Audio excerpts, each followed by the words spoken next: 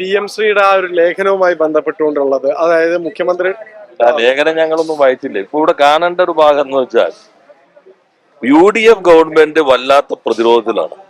ഇപ്പോ PM-ശ്രീ പ്രശ്നമാകാം, വന്ദേമാതരത്തിന് പൂർണ്ണമായിട്ടും ആലപിച്ച കാര്യം, ഗവർണറുടെ നയപ്രഖ്യാപന പ്രസംഗം പൂർണ്ണമായും വിധേയമായത്, സർവകലാശാല വൈസ് ചാൻസലർമാരെ നിയമിക്കുന്നതിൽ സംസ്ഥാനവുമായിട്ട് ഒരു തരത്തിലുള്ള കൂടിയാലോചന നടത്താതെ ചാൻസലർ നിയമിച്ചിട്ടും ഇതുവരെയും കേരളത്തിന്റെ മുഖ്യമന്ത്രി ഒരു പൊതു പ്രതികരണം പോലും നടത്താതിരിക്കുന്ന പ്രശ്നം, വിഴിഞ്ഞത്തെ സംബന്ധിച്ച് കരാർ വ്യവസ്ഥകൾ ലംഘിച്ചിട്ടുണ്ടായിട്ട് ജനങ്ങളാകെ അതിനെതിരെ നിൽക്കുന്ന മറ്റു പ്രശ്നങ്ങൾ, PM-ശ്രീ അറബിക്കടലിലേക്ക് ഞങ്ങൾ വന്നാൽ വലിച്ചെറിഞ്ഞ് കളയും എന്ന് പറഞ്ഞവർ അവന്റെ നടത്തിപ്പുകാരായി മാറിയിട്ടുള്ള പ്രശ്നങ്ങൾ, ഇതെല്ലാം ഒരു 50 ദിവസത്തിനുള്ളിൽ ഇത്രമാത്രം തുറന്നു കാട്ടപ്പെട്ട അല്ലെങ്കിൽ നിലപാടുകളിൽ അവസരവാദ സമീപനം സ്വീകരിച്ച ഇത്തരം ശക്തികളുമായി സന്ധി ചെയ്യുന്ന ഒരു ഗവൺമെന്റ് കേരളത്തിന്റെ മാത്രമല്ല ലോകത്തിന്റെ ചരിത്രത്തിൽ തന്നെ ഉണ്ടായെന്ന് വരില്ല. അപ്പൊ അങ്ങനെ വരുമ്പോ ഇത്തരം പ്രതിരോധത്തിലാകുന്ന UDF-നെ രക്ഷിക്കാൻ വേണ്ടി ഇപ്പോഴത്തെ ചില വിവാദങ്ങൾ ഉണ്ടാക്കാൻ കഴിയുമോ? PM-ശ്രീയുടെ കാര്യത്തിൽ വേറെ പ്രശ്നങ്ങളില്ലല്ലോ. PM-ശ്രീ ഞങ്ങൾ ചർച്ച ചെയ്തു, അതിനകത്ത് വകുപ്പ് ഒപ്പിട്ട കാര്യം അത് ശരിയായില്ല എന്ന അഭിപ്രായം ഞങ്ങൾക്കുണ്ടായിരുന്നു, ഉയർന്നു വന്നു. ആ ഘട്ടത്തിൽ തന്നെ മന്ത്രിസഭ ചർച്ച ചെയ്തു. മന്ത്രിസഭ ചർച്ച ചെയ്തുകൊണ്ടാണ് PM-ശ്രീയുടെ സംബന്ധിച്ച് ക്യാപ്റ്റൻ അബയൻസ് വെച്ചിട്ടുള്ളത്.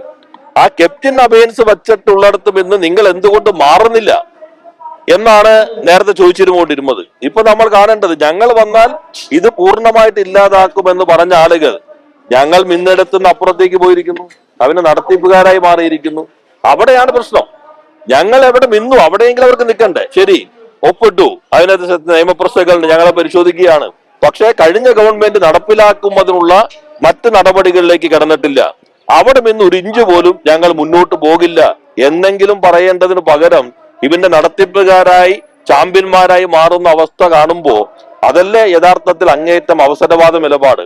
അതിന് അലങ്കാരമായിട്ട് പ്രതിപക്ഷത്തിരിക്കുമ്പോ എന്തും പറയാലോ, പക്ഷെ ഭരണപക്ഷത്തിരിക്കുമ്പോ അത് ബാധകമല്ല എന്ന് പറയാൻ യാതൊരു മടിയുമില്ലാത്ത ആളുകൾ മന്ത്രിമാരായിരിക്കുന്നു, അധികാരത്തിന്റെ ഭാഗമായി വരുന്നു എന്നതാണ് നമ്മൾ ഗൗരവമായി കാണേണ്ടത്. ലേഖനത്തിന് പിന്നിൽ കോൺഗ്രസ് ആണ് എന്നുള്ളതാണ്. ലേഖനം ഞാൻ വായിച്ചിട്ടില്ല. ഇങ്ങനെ ഓരോ ലേഖനങ്ങൾക്കെല്ലാം നമ്മൾ മറുപടി പറയാൻ പറ്റും. മന്ത്രിസഭയിൽ പോലും ചർച്ച ചെയ്യാതെയാണ് ഇത്തരത്തിൽ ഒരു, അതൊക്കെ നേരത്തെ നിങ്ങൾ മാധ്യമപ്രവർത്തകർക്ക് അറിയില്ലേ? മുഖ്യമന്ത്രി തന്നെ പറഞ്ഞിട്ടുണ്ടല്ലോ. അസിസ്റ്റന്റ് സെക്രട്ടറി അല്ല, ഞാൻ പറഞ്ഞ അതിനെന്താ പുതിയ വാർത്ത എന്താ? നമ്മൾ പറയേണ്ടത് പുതുതായിട്ട് എന്തെങ്കിലും ഉണ്ടെങ്കിലല്ലേ. നേരത്തെ കണ്ടു, വകുപ്പ് ഒപ്പിട്ടു, മന്ത്രിസഭ ചർച്ച ചെയ്തിട്ടില്ല, ഇതെല്ലാം ഒത്തിരി തവണ നിങ്ങൾ തന്നെ റിപ്പോർട്ട് ചെയ്ത കാര്യങ്ങളല്ലേ, നിങ്ങൾ തന്നെ റിപ്പോർട്ട് ചെയ്ത് ജനങ്ങളെ അറിയിച്ച കാര്യങ്ങളല്ലേ.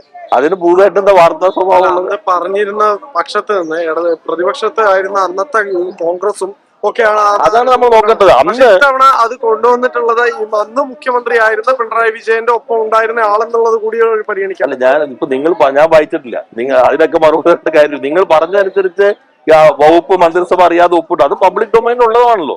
അതുകൊണ്ടാണല്ലോ ഞങ്ങൾ തന്നെ തുറന്നു പറഞ്ഞതും.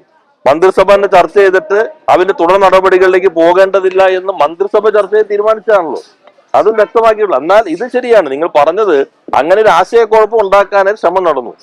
അങ്ങനെ ഒരു ഇതാണ് ഡീലിന്റെ ലിങ്ക്, ഇതാണ് PM-ശ്രീ ആണെന്ന് പറഞ്ഞു RSS പദ്ധതി നടപ്പിലാക്കാൻ. അത് പറഞ്ഞയാൾ മുഖ്യമന്ത്രിയാണ്.